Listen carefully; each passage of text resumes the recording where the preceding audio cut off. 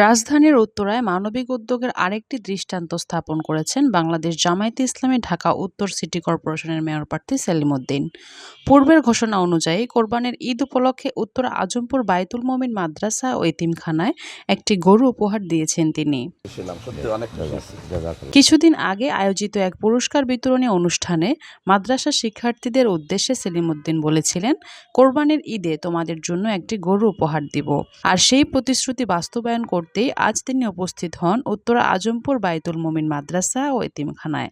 এই সময় মাদ্রাসা কর্তৃপক্ষ, এতিম শিক্ষার্থী ও স্থানীয় এলাকাবাসী আনন্দ ও কৃতজ্ঞতা প্রকাশ করেন। আমরা খুব খুশি হয়েছি যে মাদ্রাসার ইতিহাসে প্রথম আমরা একটা গরু পাইলাম। যদিও মানুষ অনেক মনে করে যে আমাদের অনেক গরু আছে, সে আছে, কিন্তু আসলে বাস্তবতা তো ভিন্ন।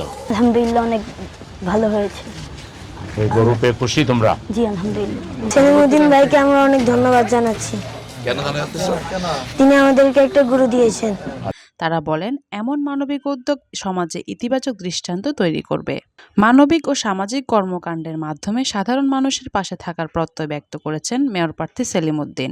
বায়তুল মুমিন মাদ্রাসায় আজকে গরু দেওয়া নয়, আমি আরো ইনশাআল্লাহ এই মাদ্রাসার জন্য যতটুকু করা আমার সম্ভব আমি মাদ্রাসার পাশে থাকবো ইনশাআল্লাহ।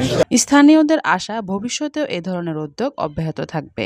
আমাদের এই সমাজ নতুন করে গড়ার জন্য আমরা আমাদের সেলিম ভাইকে জামাত ইসলামের পক্ষ থেকে আমরা প্রত্যাশা করি এলাকার মেয়র হিসেবে। সেলিম উদ্দিন ভাই তিনি একা ঈদ করতে চাননি, আমাদের মাদ্রাসার ছাত্রদেরকে নিয়েও যেন আমরা সুন্দরভাবে ঈদ উদযাপন করতে পারি, এজন্য একটি গরু আমাদেরকে হাদিয়ে দিয়েছেন। ওনাকে আপনি কবুল করেন, ওনার সহযোদ্ধাদেরকে আপনি কবুল করেন।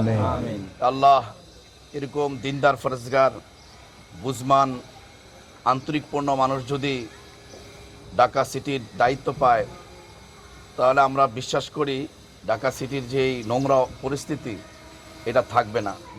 এরকম আমানতদার যোগ্য লোকদেরকে আপনি মেয়র হিসাবে কবুল করেন।